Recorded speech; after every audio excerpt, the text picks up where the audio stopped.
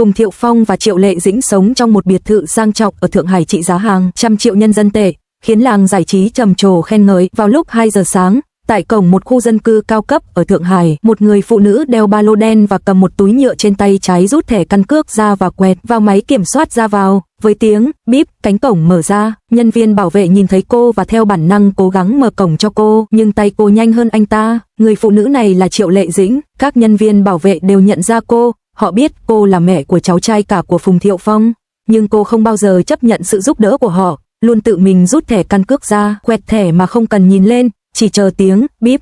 Sự việc này xảy ra sau năm 2018, chính xác hơn là sau khi họ ly hôn.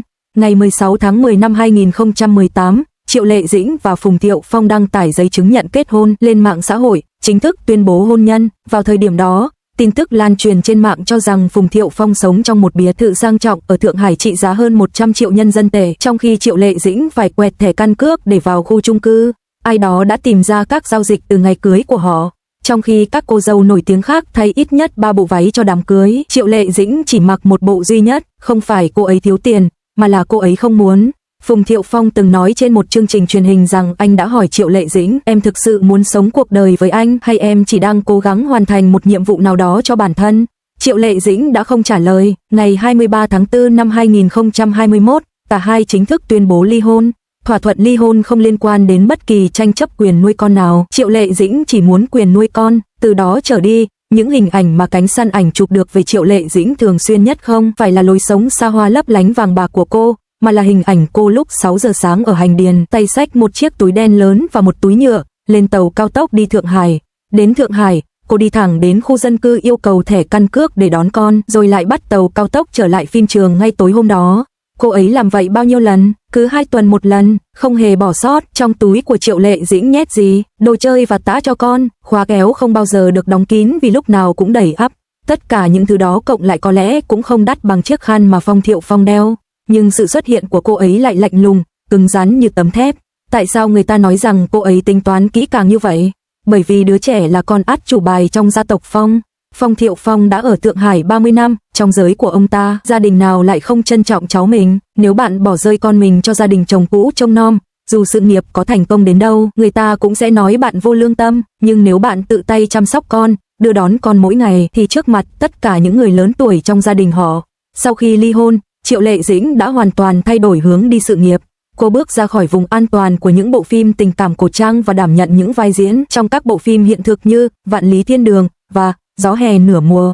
Năm 2024, cô giành giải nữ diễn viên chính xuất sắc nhất tại lễ trao giải Phi Thiên cho phim Gió Hè Nửa Mùa. Tiếp theo là giải Kim Kền Kền cho nữ diễn viên chính xuất sắc nhất. Trong số các nữ diễn viên sinh năm 1980, cô là người đầu tiên giành được cả hai giải thưởng này. Số lượng hợp đồng quảng cáo của cô tăng từ 18 lên 34, bao gồm các thương hiệu quốc tế như Dior, Longines và Givenchy. Một số phương tiện truyền thông ước tính tài sản cá nhân của Triệu Lệ Dĩnh vượt quá 1,3 tỷ nhân dân tệ. Liệu con số này có chính xác hay không vẫn còn gây tranh cãi, nhưng chắc chắn là cô ấy không còn cần phải dựa dẫm vào ai nữa. Còn Phùng Thiệu Phong thì sao? Sau khi ly hôn, sự nghiệp của Phùng Thiệu Phong bước sang một giai đoạn khác. Anh giảm tần suất làm việc và số lượng dự án giảm đáng kể. Từ năm 2022 đến năm 2024, anh hầu như không có phim truyền hình mới nào được phát sóng. Tuy nhiên, bắt đầu từ năm 2025, anh dường như đã thích nghi tham gia các vai diễn điện ảnh trong các phim như Sao Pegasus 3 sao, Sao The Net sao và Sao Escape from Here sao, và danh tiếng của anh đang dần được phục hồi. Vậy người ta thường xuyên bắt gặp Phùng Thiệu Phong ở đâu? Không phải đang đóng phim, mà là đưa đón con cái. Anh ấy đã được chụp ảnh khi đón con trai từ trường, đưa con đến công viên và tham gia các hoạt động ở trường. Có người nói rằng sau khi ly hôn, Phùng Thiệu Phong thực sự dành nhiều thời gian hơn cho con cái.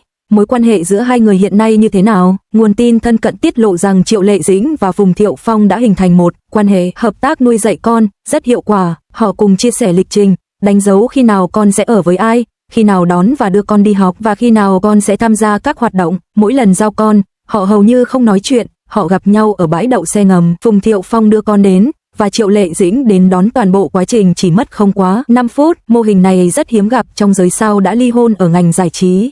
Hầu hết các vụ ly hôn của người nổi tiếng đều kết thúc bằng việc không bao giờ nói chuyện lại với nhau hoặc vướng vào cuộc tranh giành quyền nuôi con đầy rắc rối.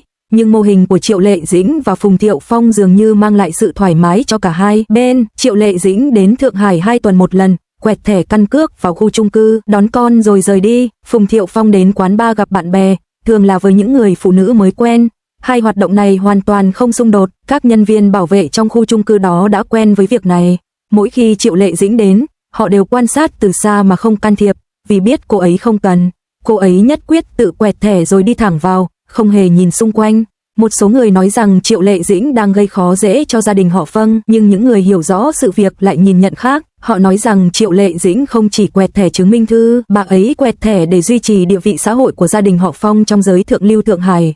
Mỗi lần bà ấy quẹt thẻ để vào, đó là lời nhắc nhở thường trực đối với mọi người trong gia đình họ Phong. Mẹ của cháu trai các ông bà là người cần phải quẹt thẻ chứng minh thư để vào nhà con trai mình. Lời nhắc nhở này khiến người phụ nữ sống trong căn biệt thự triệu đô ở Thượng Hải cảm thấy vô cùng khó chịu mỗi khi nghĩ đến việc cháu trai mình phải ăn trên chiếc ghế nhựa ở Hengdian. Sự khó chịu này còn quý giá hơn bất kỳ của cải nào mà Triệu Lệ Dĩnh muốn có. Mẹ của Phong Thiếu Phong giờ đây luôn ca ngợi Triệu Lệ Dĩnh với mọi người bà gặp. Bà nói Triệu Lệ Dĩnh giỏi nuôi dạy con cái, có sự nghiệp thành công và là một người mẹ tốt. Cho dù những lời này có chân thành hay không thì cũng không quan trọng. Điều quan trọng là bà ấy phải nói ra, bởi vì trong giới đó, sự tôn trọng quan trọng hơn bất cứ điều gì khác. Triệu Lệ Dĩnh đã cho họ thể diện, vì vậy họ phải đáp lại. Vào năm 2025, ai đó đã chụp ảnh Triệu Lệ Diêm đang quay phim ở Hành Điền. Một chiếc ghế trẻ em được đặt cạnh cô, và con trai cô đang ngồi trên đó. Cậu bé chơi đồ chơi gần đó, trong khi Triệu Lệ Diêm học thuộc lời thoại đối diện. Đến giờ ăn, Triệu Lệ Diêm lấy hộp cơm giữ nhiệt từ một túi nhựa ra, bên trong có thức ăn cô đã chuẩn bị cho con trai. Chiếc hộp cơm đó không phải là hàng hiệu, đó là loại bạn có thể mua với giá vài chục nhân dân tệ ở siêu thị. Sau khi ăn xong, Triệu Lệ Diêm tiếp tục quay phim, trong khi trợ lý của cô đưa con đi chơi gần đó. Khi việc quay phim kết thúc, Triệu Lệ Diêm đưa con lên xe van và lái xe về Thượng Hải suốt đêm. Sáng hôm sau, cô sẽ đưa con đến nhà Phong Thiệu Phong, rồi lại bắt tàu cao tốc trở về Hành Điền. Chu kỳ này bắt đầu từ năm 2021, đã lặp đi lặp lại hơn 1.000 ngày. Còn Phong Thiệu Phong thì sao? Vào tháng 4 năm 2026, các phương tiện truyền thông đã chụp ảnh Phong Thiệu Phong ăn tối với bạn gái mới và con trai của anh ấy. Bạn gái mới của Triệu Lệ Dĩnh còn rất trẻ và chăm sóc con trai của Phong Thiệu Phong rất tốt. Tuy nhiên, trong các bức ảnh, con trai của Triệu Lệ Dĩnh hầu như không nhìn bạn gái mới của mình, liên tục cúi đầu nhìn điện thoại. Phong Thiệu Phong ngồi bên cạnh, hầu như không nói gì. Một cư dân mạng bình luận, chỉ cần nhìn thoáng qua cũng biết mẹ cậu bé đã nuôi dạy cậu rất tốt. Nhận xét này cho thấy rõ ràng rằng hành vi của một đứa trẻ phản ánh trực tiếp mức độ tận tâm của người chăm sóc chính. Sự tận tâm của Triệu Lệ Dĩnh thể hiện rõ qua con trai cô. Đồ chơi và tã bỉm nhét đầy trong chiếc túi đen lớn của cô, đôi mắt không bao giờ mở mà chỉ nhìn chằm chằm vào cửa xoay. Những chuyến đi lại hàng tuần giữa Thượng Hải và Hành Điền tất cả đều được phản ánh trong từng hành động của đứa trẻ. Tại sao mẹ của Phong Thiệu Phong lại gọi điện cho anh ấy? Bởi vì các bà vợ trong giới giải trí đều hỏi, sao cháu trai của bà lại ở Hành Điền nữa? Con dâu của bà không cho cháu đi học ở Thượng Hải sao? Mẹ của Phong Thiệu Phong không thể trả lời những câu hỏi này. Cô ấy chỉ có thể nói, Ly Ying đang bận việc, con ở với cô ấy rất tốt. Ngay cả cô ấy cũng cảm thấy khó xử khi nói ra điều đó, nhưng không còn cách nào khác. Triệu Ly Ying giữ chặt lá bài tẩy của mình. Lá bài tẩy, đó chính là con của cô. Triệu Ly Ying không muốn nhà cửa, xe cộ hay bất kỳ tài sản nào khác, cô chỉ muốn con mình.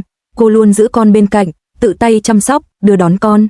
Đứa trẻ rất ngoan ngoãn với cô, điều đó có nghĩa là không ai trong gia đình họ Phong từ trên xuống dưới có thể nói một lời xấu về cô. Ngược lại, gia đình họ Phong phải năn nỉ cô, làm ơn đưa con đến đây cuối tuần này.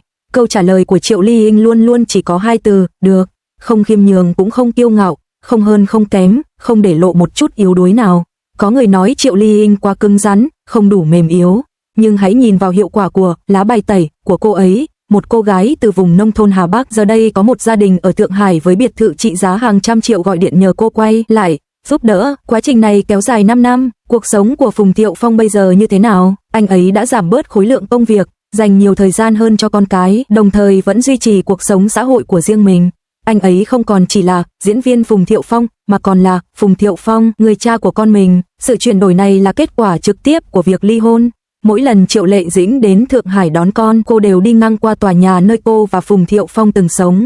Cô không bao giờ ngẩng đầu lên, cô chỉ nhìn chằm chằm vào cửa, quẹt thẻ, bước vào, đón con và rời đi.